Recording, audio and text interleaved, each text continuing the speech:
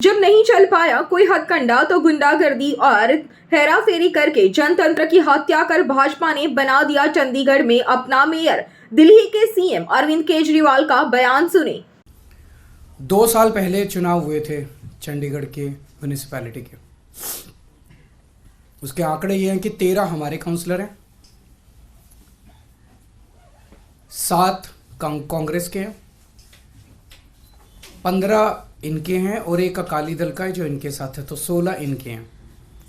13 हमारे, 7 कांग्रेस के और 16 इनके, टोटल 36 हैं।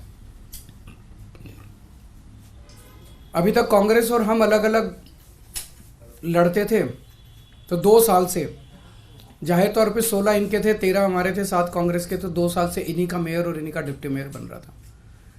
स्टेट कैलकुलेशंस हैं, स्टेट इस बार इंडिया गठबंधन के तहत कांग्रेस और आम आदमी पार्टी साथ आ गई, तो स्टेट इलेक्शन था, 20 हमारे थे, 16 उनके थे। इसमें कोई बहुत बड़ी गणित नहीं थी, इसमें कोई बहुत बड़ा वो नहीं था, लेकिन शुरू से इनकी नीयत खराब थी। शुरू से इनकी नीयत खराब थी। जब से चुनाव ऐलान हुए, सबसे पहले तो इन लोगों ने प्रिसाइडिंग ऑफिसर, अपनी पार्टी के एक कार्यकर्ता को, अपनी पार्टी के एक ऑफिस बेरर को, पदाधिकारी को इन्होंने प्रिसाइडिंग ऑफिसर घोषित कर दिया। उसके बाद जब चुनाव की तारीख तय हुई, 18 जनवरी को चुनाव था, अचानक 18 जनवरी को इनका पदाधिकारी जो था, ये प्रिसाइडिंग ऑफिसर, ये बीमार, बोला मैं बीमार हो गया, अस्पताल में चला गया और चुनाव इंडेफिनेटली टाल दिए गए।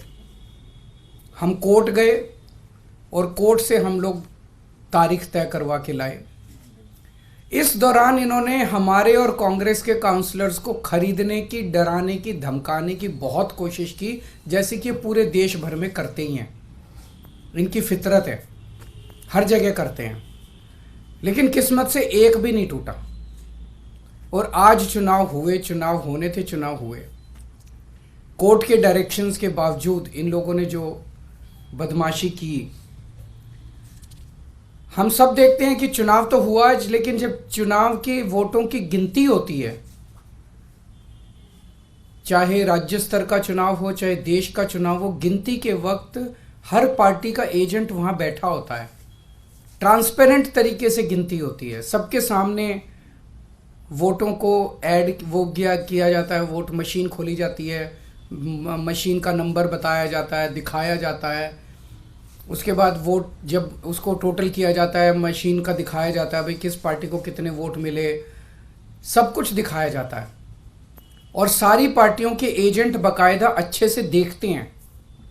यहाँ भी प्रोसीजर ये था, कानून में ये था कि हर पार्टी का एजेंट वहाँ बैठेगा और पार्टी का एजेंट को, जैसे दिल्ली में भी एमसीडी के चुनाव हुए, एमसीडी के मेयर का चुनाव हुआ, वो भी बैलेट पेपर से होता है, तो वो सारे एजेंट बैठते हैं, एक एक वोट बाकायदा सभी एजेंट्स को दिखाए जाते हैं।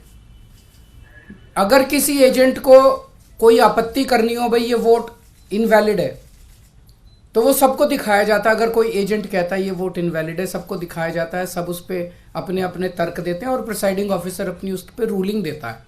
एक तरह से क्वासी जुडिशियल वो करता है कि उस पर रूलिंग देता है। इन महाशय ने, जो इनके पदाधिकारी बीजेपी के आदमी थे, प्रिसाइडिंग ऑफिसर थे, इन्होंने आज किसी एजेंट को अपने पास नहीं आने दिया। इन्होंने सारे एजेंट्स को दूर धकेल दिया और खुद ही सारी वोट लेके बैठ गए।